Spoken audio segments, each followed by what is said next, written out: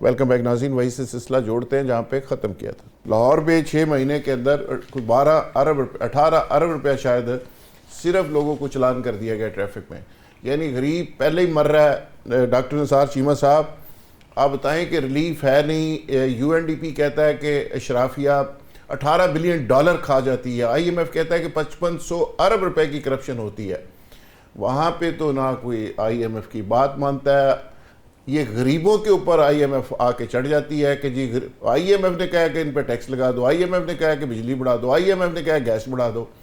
یہ کیا یعنی ڈبل سٹینڈرڈ ہے چیمہ صاحب؟ نہیں بالکل آپ نے درست فرمایا، ایک طرف غریب کے اوپر بوجھ اتنا پڑ گیا ہے کہ اس کی کمر ٹوٹ چکی ہے اور مزید وہ بوجھ برداشت کرنے کے اہل نہیں رہا۔ دوسری طرف آپ دیکھیں بڑے بڑے ادارے ان کے گورنر کی تنخواہ دیکھیں، بڑی بڑی ادارے جو ہیں یہ او جی ڈی سی کے چیئرمین کی تنخواہ دیکھیں، صحیح، آپ بڑے بڑے ادارے جو ہیں کہ ان کی چیئرمینوں کے ان کے جو ہیڈ ہیں ان کے دیکھیں انسان حیران ہو جاتا ہے۔ یعنی ایک طرف غریب کی روٹی کے لیے ترس رہا ہے، دوسری طرف یہ ہے کہ یہ لوگ ان کے یاشی ختم نہیں ہوتی، اور تنخواہیں جو ہے کتنی ادارے ہیں جن کے سربراہوں کی تنخواہیں کروڑوں میں 50 لاکھ سے زیادہ مہینے کی، 1 کروڑ روپیہ مہینہ اندازہ کریں۔ اچھا دوسری طرف اور کارکردگی دینے کی نہیں، ہاں بالکل، اور دوسری طرف یہ اندازہ فرمائیں کہ ہمارے ارد گرد کے پورے خطے کے ممالک میں تیل کی پیٹرولیم مصنوعات کی قیمتیں اتنی نہیں بڑھی جتنی پاکستان میں بڑھا دی گئی ہیں۔ دیکھیں ہندوستان میں آج بھی ایک لیٹر پیٹرول کی قیمت تقریباً 100 روپے ہے، آپ اندازہ کرتے ہیں 4 گنا کیسے زیادہ ہوگی، جبکہ یہ ہے کہ جو انٹرنیشنل حالات ہیں ایکولی افیکٹ ہو رہے ہیں۔ تو پھر یہ ہے کہ وہ کس طرح یہ ہے کہ 100 روپیہ پر لیٹر رکھی ہوئی ہے اور ہماری 400 سے اوپر ہو گیا، یہ بڑا ظلم ہے، اور غریب عوام کے اوپر یہ بوجھ جو ہے یہ بہت بے جا ہے، ناروا ہے، ظلم ہے، اور یہ ناقابل برداشت ہے۔ دوسری بات جو ہے زراعت کو ہمیشہ کہا جاتا ہے جی ہماری تو یہ ہے کہ اس ملک کی معیشت کی ریڑھ کی ہڈی ہے، اس ریڑھ کی ہڈی کے ساتھ جو ظلم ہم نے کیے ہیں اندازہ کریں کہ کسان تو پس کے رہ گیا ہے، کسان کے اوپر اتنا ظلم ہوا ہے کہ اس کا اندازہ ہی نہیں کر سکتا کوئی۔ بات یہ ہے کہ اب یہ ہے کہ پیداواری اخراجات اس کو بڑھ گئے ہیں، ڈی اے پی کھاد جو ہے اس کی قیمت 1 ہزار روپے اضافہ ہو گیا،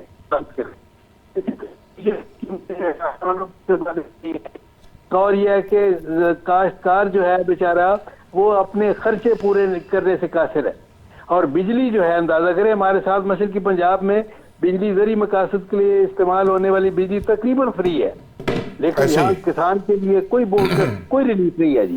سر وہاں کسانوں کو سبسڈی مل رہی ہے، ٹریکٹر مل رہے ہیں، کھاد مل رہی ہے، بجلی فری ہے، اور وہاں پہ تو چیف منسٹر ان کا اوپنلی دعوے کر رہا ہے کہ میں نے اتنے بلین کا ایک پلانٹ لیا ہے اور لوگوں کو 90% بجلی فری کر دی، اور پھر بھی وہ کہتے ہیں ہم خسارے میں نہیں ہیں۔ تو یہاں پہ تو آپ سر بلینز کے جہاز لے رہے ہیں۔ ڈاکٹر شاہد مسعود صاحب آپ کا اطلاع ملی ہے بڑی باموثوق ذرائع سے کہ آپ کا نیٹ ٹھیک ہو گیا،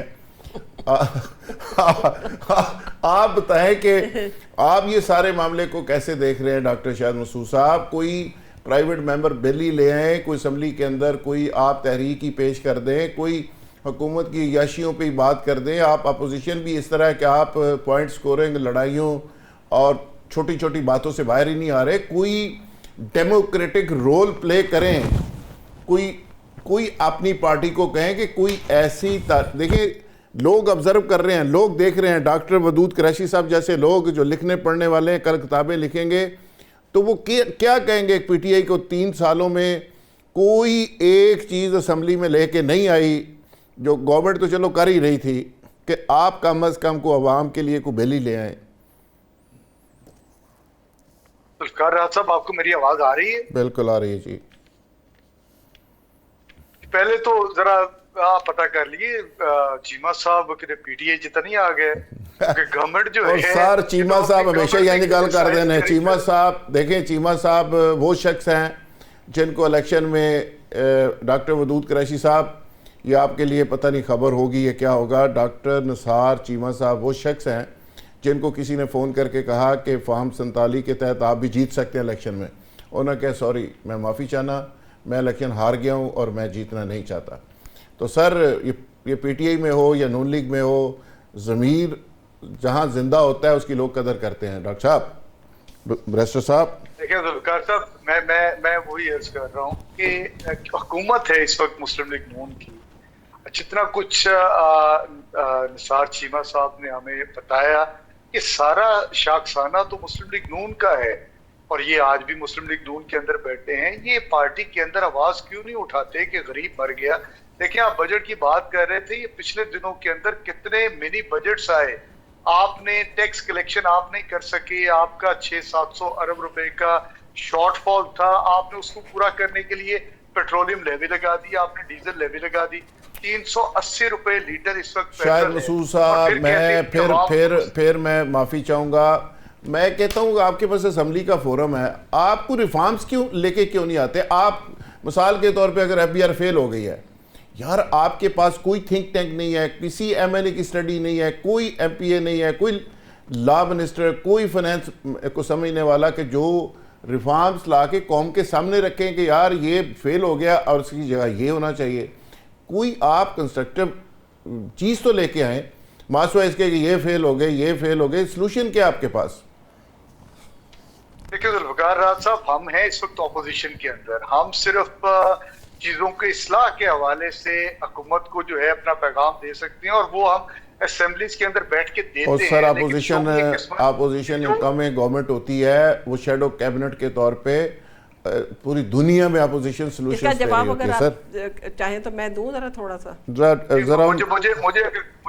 مجھے اگر موقع دیں گے تو دیکھیں, اسمبلیز کے اندر ہم اپنے عوام کے مسائل کے حوالے سے اپنی پوری آواز اٹھاتے ہیں. بجٹ کے اندر جو ہماری ان پٹ ہے اس کے حوالے سے پوری آواز اٹھاتے ہیں, لیکن شومی قسمت کے نہ مین سٹریم میڈیا پاکستان کا ہمیں دکھاتا ہے, نہ ہمارے احتجاج کو دکھایا جاتا ہے. بلکہ جب کہیں بھی ہم احتجاج کے لیے نکلتے ہیں تو چادر اور چار دیواری کی پامالی کی جاتی ہے. ہمارے بیرسٹر صاحب, یہ پروگرام کا فورم حاضر ہے, 3 سال میں, یہ 2 سال 2.5 سال میں ایک پرائیویٹ ممبر ڈے, ایک اپنی تحریک, ایک کوئی بل بتا دیں, آپ بیان کریں, سارا ٹائم آپ کو دے دیتا ہوں. کوئی ایک چیز بتائیں کہ جو آپ نے اس قوم کے لیے لے کے آئے ہو. دیکھیں ذوالفقار راز صاحب, گزارش یہ ہے کہ اسمبلیز کے اندر ہم بار بار اس طرح کی چیزیں اٹھاتے ہیں, اور کیوں نہیں اٹھاتے؟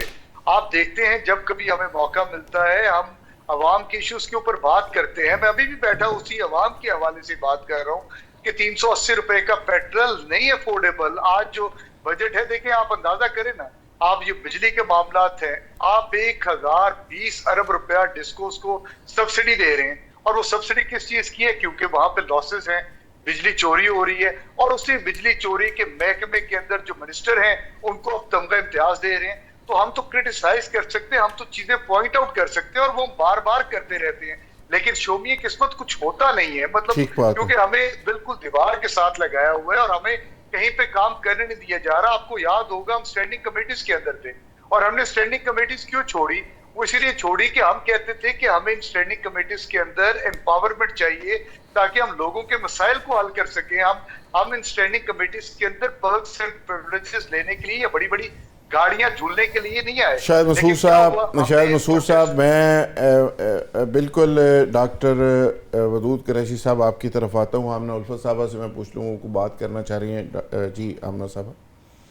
مجھے تو آپ موقع ہی نہیں دیتے زیادہ بولنے کا, مجھے تو نیند کے جھونکے آنے شروع ہو گئے. میرا بڑا دل چاہ رہا تھا اس ٹاپک پہ بات کرنے کو. دیکھیں بات یہ ہے کہ اس وقت شاہد مسعود صاحب جو بات کر رہے ہیں نا, میں چونکہ اسمبلی میں رہ چکی ہوں اور مجھے پتہ ہے وہاں کے حالات کا کیا ہوتا ہے.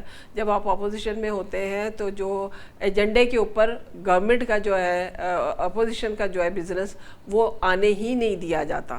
اور پرائیویٹ بل کی آپ بات کر رہے ہیں, اس کو تو پھاڑ پھوڑ کے ویسی کچرے کی ٹوکری میں پھینک دیا جاتا ہے. آپ کوئی امینڈمنٹس لکھتے ہیں, کوئی ایک چیز جو نہیں وہاں آتی ہے میڈیا کے سامنے لے آئیں, پریس کانفرنس کریں, شیف ڈور کیبنٹ بنائیں, سلوشنز دیں. کوئی ایک چیز مجھے بتائیں کہ انہوں نے میں آپ کو جگ بیتی نہیں بتا رہی, میں آپ بیتی بتا رہی ہوں کہ کبھی مان لیا ایجنڈے پہ نہیں لایا جاتا. کون سا بل ہے جو یہ پبلک کے لیے لے کے آئے ہیں, جو مہنگائی کے خاتمے کے لیے لے کے آئے ہیں, جو سلوشن جو تجاویز جو نہیں آئی, مائک بند کر دیے جاتے ہیں, پوائنٹ آف آرڈر پہ بات نہیں کرنے دی جاتی, تحریکیں جو ہے وہ لیفٹ کر جاتی ہیں. میں صرف ایک بات, اگر ودود قریشی صاحب اس کو سیکنڈ کریں گے, جو پی ایس سی کا چیئرمین ہوتا ہے پبلک اکاؤنٹس کمیٹی کا, وہ اپوزیشن کا ہوتا ہے, پتہ نا جی. اکیلا آدمی اگر کام کرنا چاہے تو گورنمنٹ کی ایسی تیسی کر سکتا ہے. ڈاکٹر ودود قریشی صاحب میں صحیح کہہ رہا ہوں اگر اس کو کام آتا ہو؟ ذوالفقار راحت صاحب آپ بات سمجھ ہی نہیں رہے. اپوزیشن کا آپ کو اندازہ ہی نہیں. ایک پڑھا لکھا شخص اسٹینڈنگ کمیٹی کا چیئرمین ہو تو وہ پڑھے لکھے, مصیبت یہ ہے کہ نہ یہ کام اللہ کے فضل سے کرتے ہیں. پھر بات کریں گے, پھر کہیں گے ہمارا استحقاق خراب ہو گیا.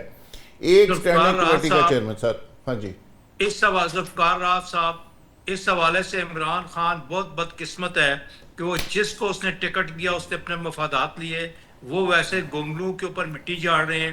یہ اگر کل اسمبلی میں ایک تحریک پیش کریں کہ اسلام آباد میں اربوں کے پل بنے ہیں, ان کو کیا سکوائر فٹ دیا گیا ہے, کیوں نہیں کرتے؟ مکمکہ کرتے ہیں, مفادات لیتے ہیں, اپنی داڑیاں لگاتے ہیں.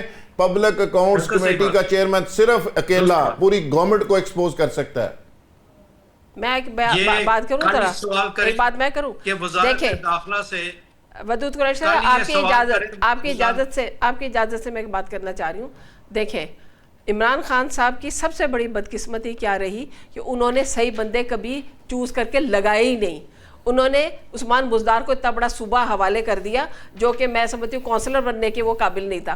میں اس وقت چودھری پرویز الہی کے ساتھ اسٹینڈ کرتی ہوں, وہ اس وقت پنجاب کے پریزیڈنٹ ہیں. ان سے بھی کیا فائدہ لیا گیا؟ ان سے بھی کیا, کمیٹی کا جو چیئرمین ہوتا ہے بالکل اس کے پاس اختیارات ہوتے ہیں, لیکن وہ ہر محکمے کو طلب کر سکتا ہے, سیکٹری کو کر سکتا ہے, ساروں کو سزا دے سکتا ہے, کر سکتا ہے. لیکن دیکھیں اس میں دو باتیں ہیں. ایک تو یہ ہے کہ آپ نے کیا صحیح بندے کو آپ نے وہ عہدہ دیا جنید اکبر کو, اور نامزدی نون لیگ نے کیا تھا. سنیں نا, دوسری طرف یہاں پہ بدقسمتی یہ ہو رہی ہے کہ جو حکومتیں ہیں وہ اپوزیشن کو اس بری طریقے سے دیوار سے لگا دیتی ہیں, اس برے طریقے سے ان کے اوپر پریشر ڈال دیا جاتا ہے, چیمہ صاحب آپ بڑے نقصانات پہنچائے جاتے ہیں, ان کے گھروں پہ حملے اور اٹیک ہو جاتے ہیں, وہ ان لوگوں کو کام نہیں کرنے دیا جاتا, ان کو ایسی چیزوں کو اجھا دیا جاتا ہے. آپ انڈرسٹینڈ کریں ان چیزوں کو بھی. بزنس کو بہت اچھی طرح سے سمجھتے ہیں ڈاکٹر نثار چیمہ صاحب. میں جو کھپ رہا ہوں, چونکہ میں نے پارلیمانی رپورٹنگ کی ہے, اگر ارکان اسمبلی کام کریں, لکھیں, پڑھیں, کچھ محنت کریں تو آپ سمجھتے ہیں کہ یہ بہت کچھ ایڈ کیا جا سکتا ہے. ڈاکٹر نثار چیمہ صاحب, اس کے لیے ضروری ہے کہ کمپیٹنٹ لوگ بھی تو ہوں نا. ودود صاحب آپ کوئی بات کر رہے تھے. جی ذوالفقار صاحب, بنیادی طور پہ دیکھیں پی ٹی آئی کا اگر کہیں کہ کون سا عنصر اپوزیشن ہے, عمران خان کی بہنیں اور بشرا بی بی کی فیملی, یا وہ لوگ جن کو فوجی عدالتوں سے دوسری عدالتوں سے سزائیں ہوئے, وہ ہے اپوزیشن. جو اسمبلیوں میں بیٹھے ہیں, اسمبلیوں میں ایک سوال اگر کر لے کوئی آدمی کہ ان کو کتنے اسلحہ کے لائسنس دیے گئے تو سامنے آ جائے گا. آج بھی یہ سرکاری گاڑیاں استعمال کر رہے ہیں. آج بھی ظالم حکم اگر حکمران کسی کو کہتے ہیں تو اس سے پوچھ کے کلمہ حق کہتے ہیں. پی ٹی آئی کے لوگ موسٹلی 99% جو ہے مفاہمت پسند ہیں. باقی کچھ جو صبح سرحد میں کے پی کے میں جاتے ہیں وہ کہتے ہیں وہ ہمیں کھانا کھلاؤ, رہائش دو, وہاں پر ٹھہرو. تو ایک ڈرامے بازی جاری ہے. عمران خان کی دشمن اس کی پارٹی کے خود لوگ ہیں. چٹان صاحب آپ سمجھتے ہیں کہ اگر اپوزیشن صحیح طرح سے ایشوز بیسڈ چیزیں لے کے آئے تو گورنمنٹ کے لیے بڑا مسئلہ پیدا ہو سکتا ہے, پبلک کی خدمت اپوزیشن میں رہ کے بھی کی جا سکتی ہے؟ دیکھیے جی, میں سمجھتا ہوں کہ اپوزیشن جو ہے اس کا بہت بڑا رول ہے, حکومت سے زیادہ رول جو ہے وہ اپوزیشن کا ہے. اور اگر اپوزیشن حقیقی معنی میں اپوزیشن کرے, یعنی تنقید برائے تنقید, مخالفت برائے مخالفت, یہ تو کوئی اپوزیشن نہیں ہوئی. اپوزیشن تو یہ ہوئی کہ حکومت کوئی پالیسی لائے تو آپ بیٹھ کے ان سے بہتر پالیسی لائے اور اس کو اس پہ سٹینڈ کرے کہ بھائی آپ کے پالیسی میں یہ چیزیں غلط ہیں اور میں نے یہ پالیسی لائی ہیں. لیکن بدقسمتی تو یہ ہے کہ اپوزیشن تو پاکستان پیپلز پارٹی کر رہی ہے، جو لوگ کہہ رہے ہیں کہ آپ لوگ اتحادی ہیں، لیکن اصل اپوزیشن تو ہم کر رہے ہیں بلوں میں ہر جگہ بھی. پی ٹی آئی والے تو ایک ہی کام انہوں نے کیا ہے، جب بھی اسمبلی میں آ جاتے ہیں تو ایک ہی کام کرتے ہیں. پہلے کہتے تھے کہ عمران خان صاحب کو رہا کرو، آپ کہتے ہیں کہ ہمیں ملاقات کا موقع دے دو. شاہد مسعود صاحب چنگے رہے ہو، اپوزیشن صرف پیپلز پارٹی کر رہی ہے. ڈاکٹر شاہد مسعود صاحب نہیں صحیح کہہ رہے ہیں. یہ سارے اتنے بڑے بڑے کانوائے، اتنے 10-10 کروڑ کی چیئرمین سینٹ کے پاس گاڑیاں اور آگے پیچھے پولیس کی موبائل اور سب کچھ کر کے بالکل اپوزیشن شاید یہی کر رہے ہیں، تو رولا پائی جو وچو وچو کھائی جو، یہ ان کا ایجنڈا ہے. گزارش یہ ہے ذوالفقار راحت صاحب، ہم بطور اپوزیشن جو ہے بالکل آگے، آمنہ الفت صاحب نے صحیح کہا، ہمارے بہت سارے بلز موجود ہیں، وہ ایجنڈا پہ لے کر ہی نہیں آئے جاتے. میں وقاص مان صاحب کا بل ایم پی ہے ہمارے، ان کا 1.5 سال ہو گیا ایگریکلچر سے ریلیٹڈ، اس کے اوپر ڈسکشن ہی نہیں ہوتی. اور اپوزیشن کا تو یہ حال ہے، اپوزیشن لیڈر کو آپ ڈسکوالیفائی کرتے ہیں، اپوزیشن لیڈر جو نیا بنتا ہے اس کو آپ.